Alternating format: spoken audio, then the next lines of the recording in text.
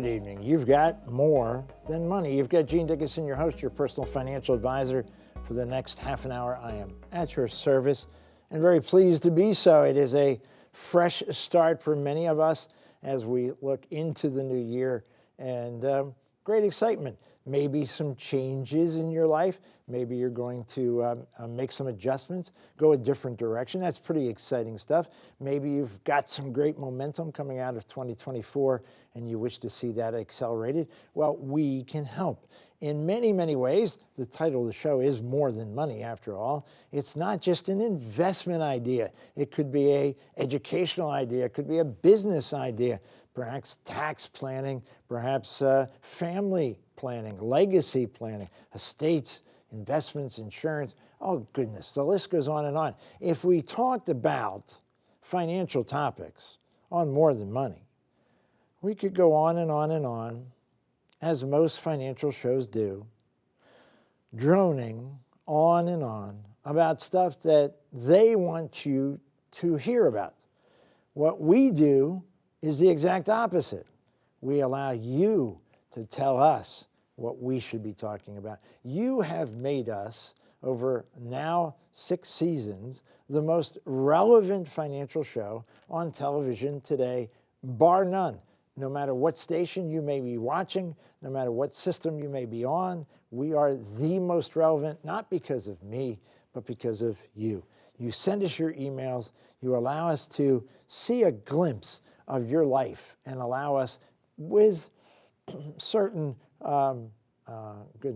discretion, of course, to address the things that are most important to you, most relevant to you. And of course, if you're just joining us for the very first time, we welcome you. I think you'll find the More Than Money community to be a very welcoming one. And if you have questions, particularly after you've watched a few that we answer on air, if you've got questions that you'd like to have addressed, send those to me, Gene at askmtm.com, Gene at askmtm.com, and perhaps you'll see your question on a future show, but definitely you'll have your question answered. And for those of you who over the holidays keep sending me emails going, hey, you never answered my question, keep in mind that with technology, I know that we did.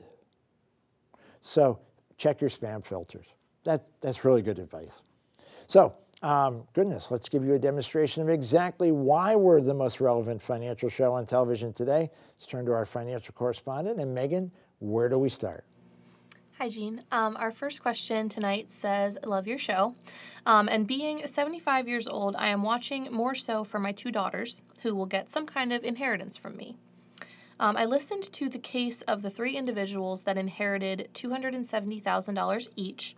The strategy that you outlined involved supplementing a $30K personal annual IRA contribution made up of $10K in addition to $20K from the inherited IRA proceeds. Does this mean they completely avoid taxation on that withdrawal? If in fact they would have to pay taxes on that withdrawal and then contribute that money into their own IRA, wouldn't that mean that they will eventually pay taxes again when eventually withdrawing that money? If so, I would say that is in effect double taxation. Thanks once again for your show and your answer. Well, you're very kind, and we appreciate it very much. You are the father of 2 daughters. I am the father of 3 daughters, and now a granddaughter. So I am swimming in a sea of estrogen. And many of you gentlemen out there going, I got it. I understand completely. So bottom line for this gentleman is, it's really important when you listen to the answers that you hear on More Than Money, that you keep in mind the details of the question. So for example, in this particular case, the question that we examined on a prior show was a set of young ladies who were inheriting dollars that came out of their parents' IRAs. That's a very important distinction. This is not simply an inheritance. This is coming from a retirement account. So the question became, as each of them receives their share, their 1/3, in this case $270,000, what might they do with it? Well, let's start with the fact that if they decide, I don't really care, I don't really worry, I don't really plan ahead, I don't think ahead. I'm just going to take the money and cash it in. They will pay tax on $270,000 in an instant. Hurts to say. It even hurts to utter that. Not probably in their best interest. There are exceptions, of course, but not probably in their best interest. Now, having said all of that, are there ways that we can soften the taxation that they will feel as the money must come out of this inherited IRA? It must come out by the end of 10 years. It must be empty, and taxes must have been paid. Well, you can simply take it out year by year. That will keep the taxes relatively lower, but it will not eliminate them by any stretch. If, on the other hand, and this was the suggestion we made to this original question, if these young ladies happen to be employed with a 401k plan, and let's assume for the moment, for demonstration purposes, that they're eligible to put roughly $30,000 a year away, and they're currently putting away 10. Could they accept a $20,000 distribution from the inherited IRA and then adjust their cash flow to allow them to put $20,000 more into their 401k? The answer is sure. Can be done. Mechanically, not difficult. Particularly not early in the year. Kind of fits. Particularly not early in the year because that gives you plenty of time to get that extra money out of your earnings and into your 401k. So your paycheck, so to speak, will drop $20,000 this year. Your cash flow will go up $20,000 from the inherited IRA. The inherited IRA, $20,000 is taxable. The money going into the 401k is tax deductible. If not completely, they will very much eliminate. One will wash out the other. And as a result, we will, over many years, be able to pull the vast majority of this money out of the inherited IRA without paying taxes. So this gentleman's concern that they will end up paying taxes twice is, what's the most diplomatic way I could say, it's not accurate. It is a misinterpretation. They will not pay taxes as it goes from the inherited IRA into the 401k. They will pay taxes when they retire, hopefully having earned a very handsome rate of return over many, many years that was tax deferred, and then make some choices when they are in retirement. So, very interesting question. I really appreciate it. It gives me a chance to clarify that there is not double taxation in this case, and that from a tax planning strategy, it could be a super duper winner. Super duper winner, of course, is a technical term. We mean thumbs up. Megs, outstanding. Plus, all the nice words. We like that. As soon as you start saying nice words, you're probably going to get on air. Always. Always, exactly. Where do we go next? Our next question says, my wife and I have been contemplating rolling her standard IRA into a Roth. She is 65 years old. There's approximately $200,000 in the account. We could roll over $40,000 each year for the next 5 years before RMDs are required and stay in the 12% tax bracket. This tax bill will easily fit in our budget. We have no short-term need for these funds, so we like the idea of them growing tax-free until such time that they are needed, maybe for long-term care down the road. If we keep the standard IRA, the taxes on future RMDs would be in the 22% tax bracket due to our higher income when we are both collecting Social Security. Plus, the funds we withdraw won't be immediately needed, so we'll need to invest them and generate more taxable income. I can't see a reason not to roll into a Roth IRA, but it's been suggested to us that we may want to leave the funds in the standard IRA and use life insurance to cover the tax bill at my wife's death. Am I missing something? Thank you. I don't think you're missing anything. I'm very impressed. This is a very interesting question on two levels. Number one, pretty typical, pretty common that we have concerns about should this block of money that we know is a kind of a ticking time bomb for taxation, can we address it in some way, including doing a Roth conversion? So Pretty common question, pretty typical, pretty appropriate question.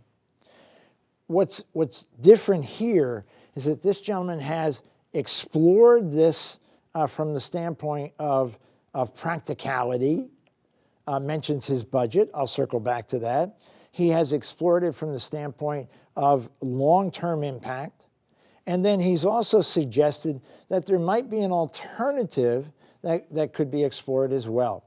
Well, first of all, this gentleman has done something that most folks don't. And as a result, he's got a very clear question. Most folks don't have a handle on their budget. And I absolutely understand budget for lots of us. The hair in the back of your neck stands up. It's a little unnerving. It's not comfortable to talk about. So let me reframe that and maybe make it a bit more comfortable. The question I always ask is not, what is your budget? That's pretty accusatory, actually, and a little confrontational. Not comfortable. How about, how much money do you need to have coming through the door on a monthly basis so that you're happy, you're healthy, and your bills are paid? Most folks, when presented with that question, have at least a pretty reasonable estimate. I don't need to know that your electric bill is $4 higher this month than last. Don't need to know that. What I do need to know is, do you need $4,000 a month so you're happy, healthy, and your bills are paid? Or do you need $7,000 a month to be happy, healthy, your bills are paid? And most folks are very clear about that difference. The reason that's so important here is that this gentleman is voluntarily raising his hand to say to the IRS, I want to pay more income taxes than I am required. That's what you're doing when you're doing a Roth conversion. You are saying to the IRS, I am 65 years old. I am not required to take anything out of this account for at least 8 more years, but I'm going to anyway. And I'm going to take a block of money out, in this case, $40,000. I'm going to pay the tax on it, in this case, roughly 12%, $4,800, 8 years before you require me to do so. Pretty interesting approach. And the question would be, does that make sense? Well, number one, is it even possible? Does your budget allow for it? Does the amount of money you have coming through the door, happy, healthy, and all your bills are paid, also have enough room for an extra $400 a month in taxes? And in this case, he's saying, yeah, it does, because he understands and knows his cash flow. And before you could make this choice, you would have to know that as well. The second thing he knows is his tax bracket. Fantastic. He knows that as he's taking money out now, it's being taxed at 12%, $4,800. If he waits and takes it out later, the same amount of money is going to be taxed at 22%. It's an extra $4,000. Not once. It's an extra $4,000 a year, maybe as long as they live. And hopefully, Triple H Club, we're talking about 35 more years. Ouch.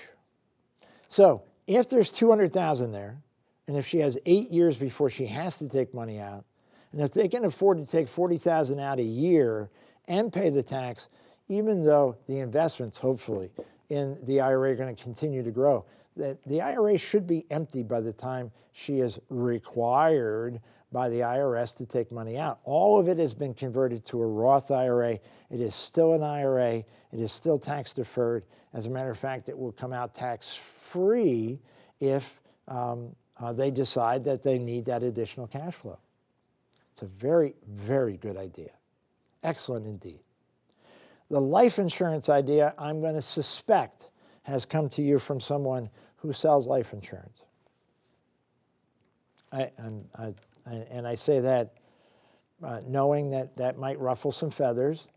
But yes, is it possible to solve the tax problem by taking some money out and pay the tax and then fund a life insurance contract? It is possible. You have to go through underwriting. You have to be medically cleared, et cetera, et cetera, et cetera. In my opinion, the first approach makes the most sense. The second approach would only be plan B. Unlikely that we will need to turn to plan B. How about plan C? This will actually be our third question. So plan C will be going back to Megs. That's one of the worst segues in the history of TV. My apologies. Still made me laugh. Thank you. Thank you. And several people at home are laughing, but more out of pity. Yeah. What's next? Our next question, maybe you can fill in a little bit of it. This one says, I was with my accountant yesterday going over taxes. When we talk next, maybe we can do a verbal cost-benefit analysis on CDs since they are taxed as ordinary income versus capital gains. Our ordinary rate has been at least 22%.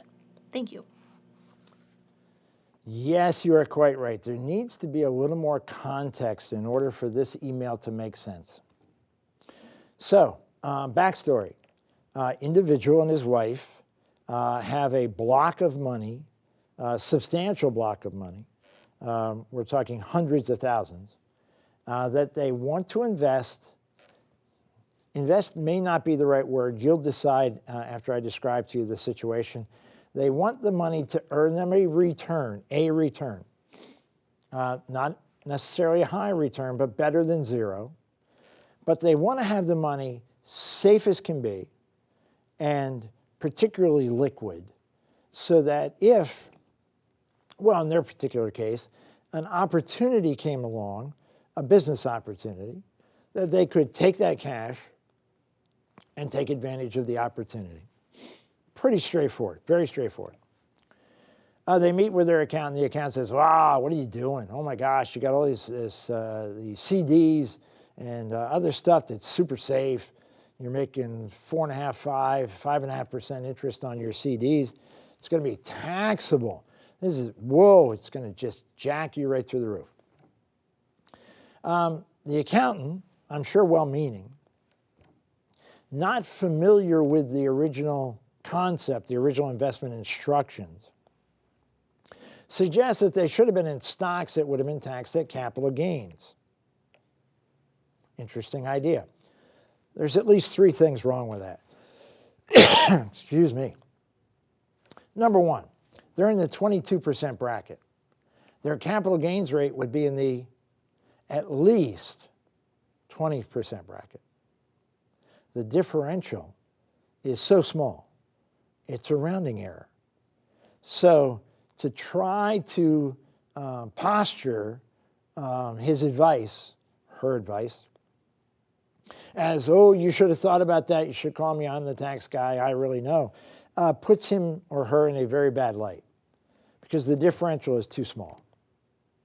Number two, really important, investing in the stock market, no matter how skilled you think you are, no matter how skilled you think your financial advisor is, it involves risk. Can the stock market go down? I assure you it can. 780 years of dealing with the stock market, it goes down a fair amount. And gosh, it also goes up a fair amount. So if you had 3, 4, 5 years as a time frame, I would likely be agreeing with the accountant. But in this case, they were talking about time frames measured in 3 or 4 months.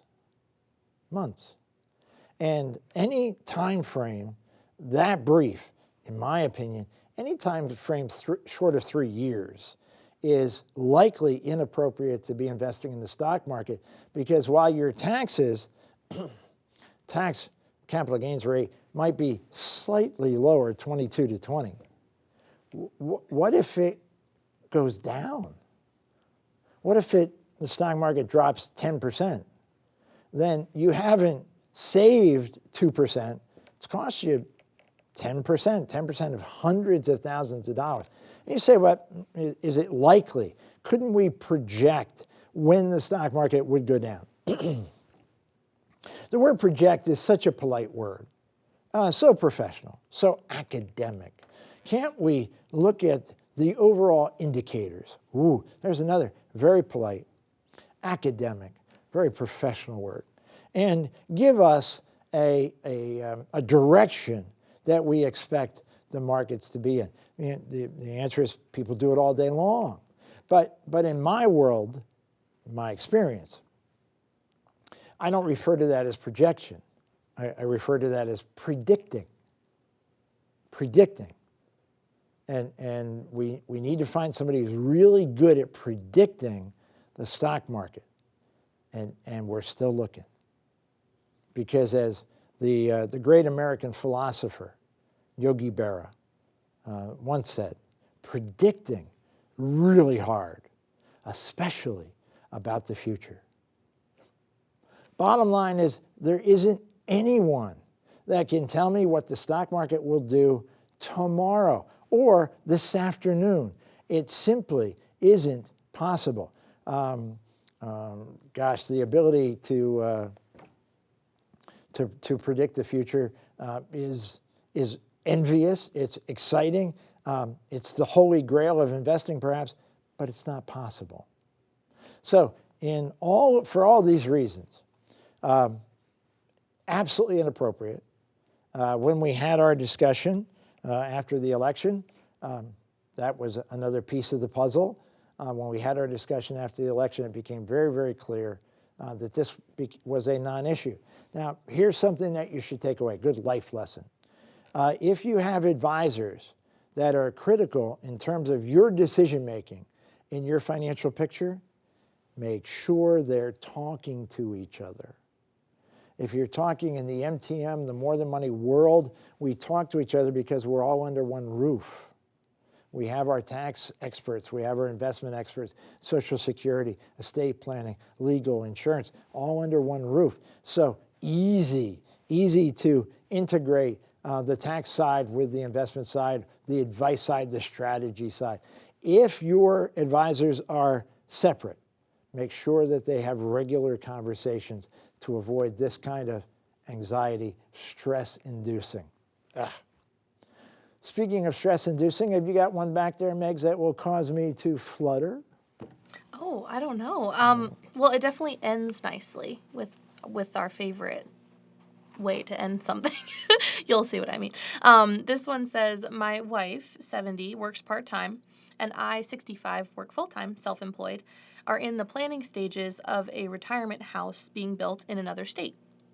Wondering, is it better to take out a home equity loan on our existing home for $50,000, which we'll pay back when we sell the house and move to the newly constructed house, or redeem $50,000 from an IRA funds to add to some cash savings that we are required to put down for the construction loan? I'd expect the redeemed IRA funds will be taxed, so we would have to plan for the additional tax amount if we go that way. Wondering, what would the tax be on that redemption of $50,000 IRA funds? Ending with, we have enjoyed your show for many years. God bless you, your family, and all the MTM group. Well, that's incredibly kind. Thank you, and same back to you. God bless you and your family. Our MTM crew, our extended More Than Money crew, our PBS crew, they're all fantastic. Our MTM group in the office, in the home office, in the Holy Land's unbelievable. We are blessed, and we accept that well wishes gratefully. Thank you so very much. Now, a couple things here. This gentleman obviously married way over his head. His wife is 70, still working. That's our kind of guy. And our kind of girl. Maybe she's working just to get out of the house, you know what I'm saying? Get a little break. But bottom line is, they're in a very strong financial position. And what I really enjoy, particularly as the founding member of the Triple H Club, I didn't name it, but I did found it. Bottom line is, if they're going to be with us until 100, they're just now planning their retirement house at 65 and 70. Fantastic. Good for you. What's the hurry? You're going to have plenty of years in your new home. This is exciting stuff. Good for you. Question is pretty straightforward. We got 50 grand easily in the IRA. We can take that out. We're going to have to pay some tax. I'm not so sure I'm happy about that. We also have plenty of equity in our house. Could we take that out and pay some tax on that, or pay some interest on that, and which would be better? $50,000 coming out of an IRA, I suspect, it's not in the email, but I suspect, will put them in roughly the 20% tax bracket. 20% in order to get 50,000 net, we need to take out about 65,000 bucks. 20% of that's 13, 14 grand, some state tax, you're going to net about 50. and you're going to pay that instantaneously. Gone. Not likely to be retrieved. And particularly not likely, some of you out there are already saying, wait, if he puts it back in within 60 days, there's no tax. That is true. Based on this email, it is very unlikely it'll go back in 60 days. I'm going to use a year as an example. I think that's probably pretty reasonable. So we're going to pay 20% right up front. In essence, if you're looking at that as a loan, it's not, but if you're looking at it as a loan, it's not, follow me. You're paying 20% upfront interest, instantaneous interest, and you can't put the money back in.